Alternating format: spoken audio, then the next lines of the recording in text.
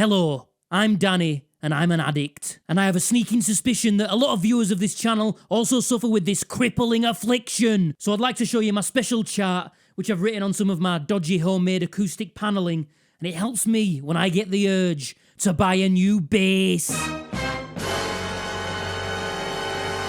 So let me talk you through it, and maybe it can help you too. The new bass guide.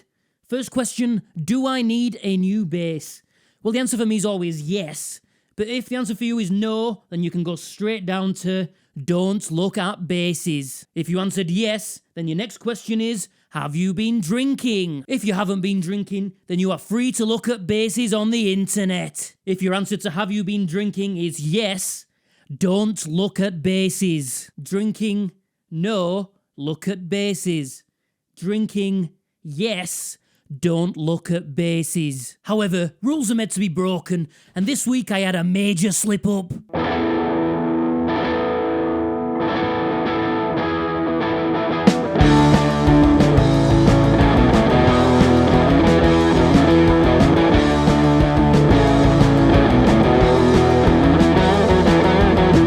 That section there is where other YouTubers might put their sponsored adverts. But on this channel, instead of hearing about some new mobile app or Squarespace, you might get to hear a new song that you've never heard before. I get loads of advertising offers, but I'm turning them all away. And maybe we can change YouTube for the better. However, this does mean I'm totally shooting myself in the foot, and I am reliant on your generosity, because I'm turning away some pretty good money to try change YouTube for the better. So please help support me by giving me a tip, or joining my members only area here or on Patreon. Links in the description. Maybe I'll have to sell out and do them eventually, but I hope that isn't the case. I couldn't imagine how it'd work anyway. If you want to play bass like me, then you can use O'Keefe's Working Hands to keep your hands working.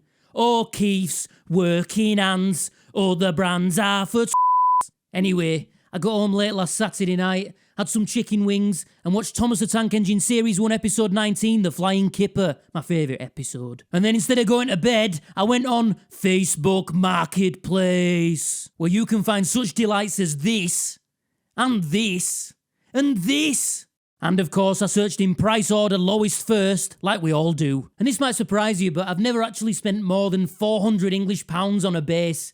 Not just because I love cheaper basses like Squiers and Epiphones, but I've never had 400 quid spare to spend on a bass. Luckily, I have great mates who lend me interesting instruments for my videos, and some I get sent, and some fell off the back of a lorry, maybe. And on that fateful Saturday night, the cheapest bass within 100 miles came up at £50. And it was this.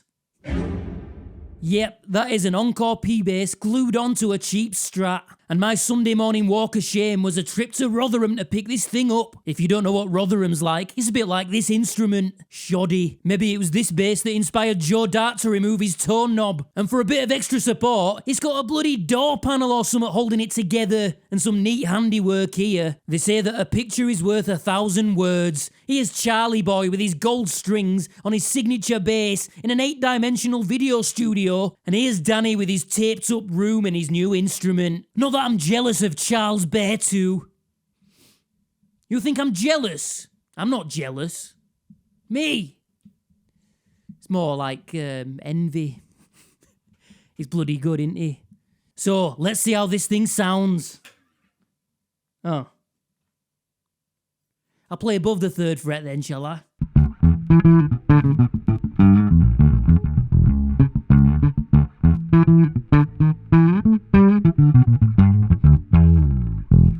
Yep, sounds like a cheap Encore P bass.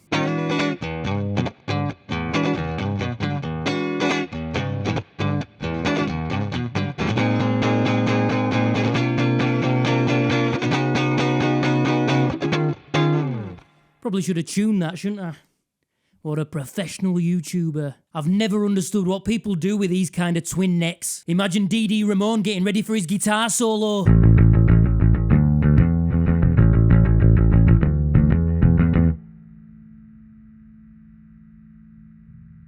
So I need your suggestions of what to do with this thing for another video.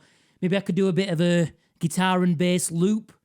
Or I could get in a really good guitarist and do like a 4-handed jam. Like John Gomm. I doubt John Gomm would do it. but I'll ask him. We are mates. We go go-karting together. I would just also like to say that Andy, the guy who built this thing, was a lovely fella. And he did explain that it's just a bit of fun. He found this guitar in a rubbish tip and gave it a new life. And he didn't need this bass anymore, so he thought, why don't I glue them together for a bit of fun? And why not? And I just also wanted to add that I'm a very happy little man. Thank you all so much for watching my videos. It's always been my dream to have an audience to talk to and to play bass to. And we're finally getting there. I just need to not say something stupid and get cancelled now. That's the real challenge. Oh, and I almost forgot to say that I have some bass merch ordered and on the way. So look out for that soon. Bye-bye.